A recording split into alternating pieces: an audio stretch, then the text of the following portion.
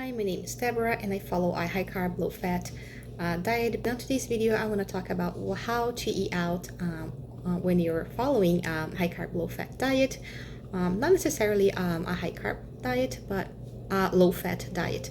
When I do eat out, that's when I consume most of my protein for the week. So I try to be more flexible when I go out to eat. And my preference for me are salads with a lot of vegetables in it, and some piece of chicken or fish that are grilled, and always dressings on the side. So for me, that's what I usually eat. But there are other options out there that you can consume. If you don't like salad, you don't have to eat a salad. I just love salads. So that's my favorite thing, my top pick. And but if you're trying to lose weight and you don't want to ruin your diet, there are other options that you can pick. So what I do first is know where you're going and look at the menu. I always go online and I just try to look at the menu on things that I can have, so I know beforehand what they're gonna have and what I can eat, so I'm not surprised when I get there. And good choices are like grilled chicken, baked chicken or baked fish, steamed seafood, turkey, tofu, legumes. They are all good options. And always avoid anything that's fried or breaded. I do not consume those. Bacon, if you have a salad that has bacon in it, I usually try to remove.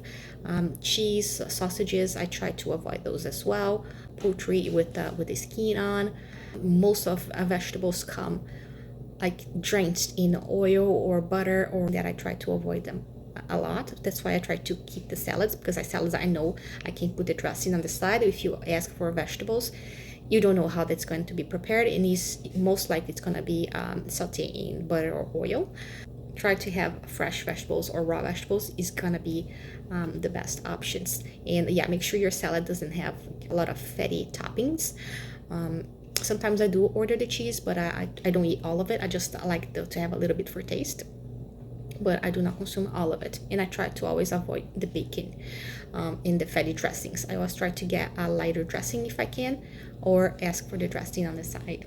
Other things that you can also consume is like steamed rice, baked potato. I like baked potato. Sometimes I order that as well. Most places don't have steamed rice that's not cooked with oil or butter. Most of them are. If you go to Asian restaurants, sometimes they'll have steamed rice that are just steamed with nothing in it, and that's great. But otherwise, I'll have a baked potato. No potato fries. I do have some for my daughter though. They're delicious. Yeah, sauces, always sauces on the side, and try to focus on the lower fat dressings like Italian, balsamic. Sometimes some balsamic has a lot of oil in it, so yeah, be careful with those. But light Italian is always a great option. But you can have like a fattier dressing and just put very little bit just for taste. That's a great option as well. Yeah, like whole grains, potatoes, mashed potatoes, they usually have a lot of heavy cream or a lot of butter in it, so I'll try to skip those. Yeah, like chips and salsa, they're always a great option. Some chips also are fried, so yeah, be careful with those as well. So yeah, like great options would be like a grilled fish with some steamed broccoli and rice. Sometimes it's impossible to find that, but there are places that do have that. Grilled chicken with plain rice. Again, sometimes baked potato will be the option. Sometimes rice is not optimal to eat out, and baked potato would be the best. And be careful of these soups as well. I feel like most soups, they are way too high in sodium, and they put a lot of oil in them as well. So I try to stay away from soups, even though I love them. But I feel like I feel very puffy, and I retain a lot of water after consuming too much soup. I was doing that for a while, and it was not a very good idea. So in the winter, when it's colder and I don't want to eat a salad, I try to keep the baked potatoes and like a grilled chicken or grilled fish or something like that. The most important thing is consistency. Try to be in a calorie deficit most of the days, and then if you screw one day, it's okay.